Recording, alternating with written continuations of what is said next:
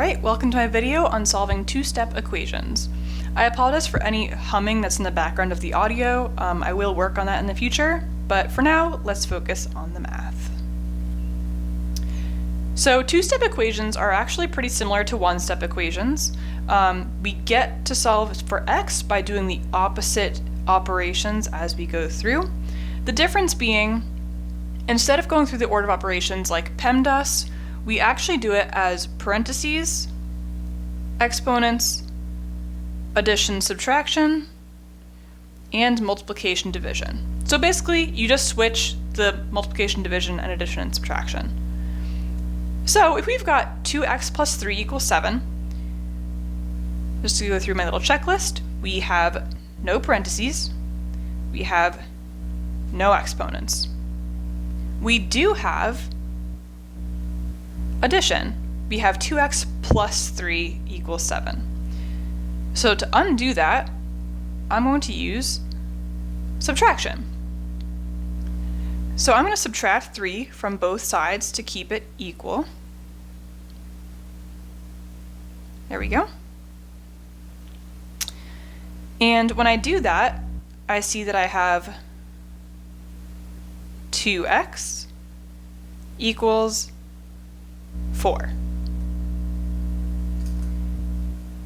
So now we're all done with this step, which means you can move on to the final step in this, which is the multiplication and division. We currently have 2x, so that's multiplication. So to undo it, we're going to divide. So if we currently have multiplication, we are going to divide. So we're going to divide to get to x. So we want x by itself, so we divide by 2. And we find that 4 divided by 2 equals 2. So that means that x equals 2. Try this problem on your own first. I'll give you some time to pause the video, but try to see if you can solve this yourself using the same ideas. All right, so to go through it myself, I'm going to remind myself that it goes parentheses, exponents, add, subtract, and multiply, divide. So once again, we have no parentheses, we have no exponents. We do have addition with our plus 2. So because we have addition, we are going to subtract. So I'm going to subtract 2 from both sides, which gives me 3x equals 18. Once again, we're done with this step, which means we have multiplication and division. So we do have multiplication with our 3x. So because we have multiplication, we are going to divide. So we divide by 3 to get x by itself, but we do that to both sides. When we divide by 3, we see that x equals 6. So hopefully you got x equals 6 as your answer. Now this is actually a very similar problem, but the fraction might scare some people. It's the exact same process though. We've got parentheses, exponents, add, subtract, and multiply, divide. So just to go through my checklist, I have no parentheses, I have no exponents. I do have subtraction in this case. So because I have subtraction, I'm going to add to both sides. So I'm going to add 3 to both sides. This gives me 28 equals 1/4 n. So now when we look at what we have left, we have division.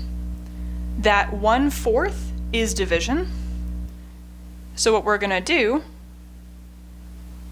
is multiply. So we multiply by flipping the fraction and multiplying by both sides, just like we did with our rational coefficients.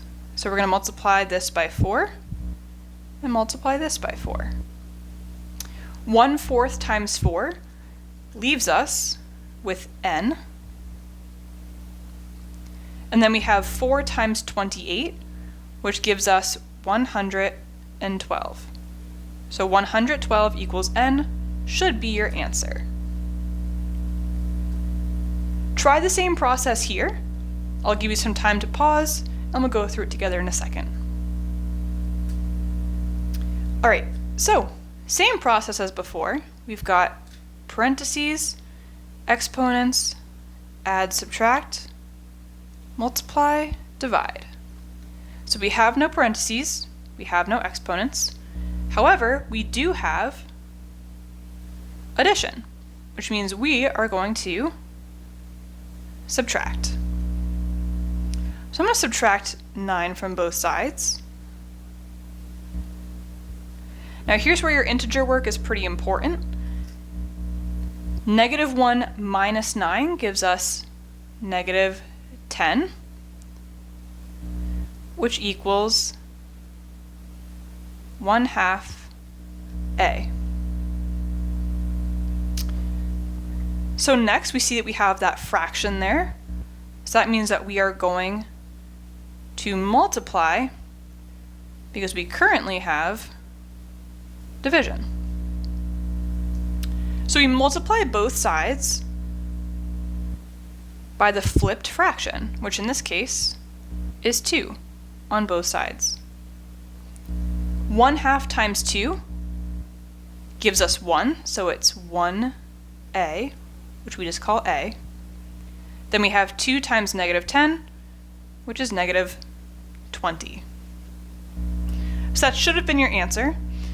Hopefully this video helps a little bit. If you have any questions, of course you can ask me, and thank you for watching.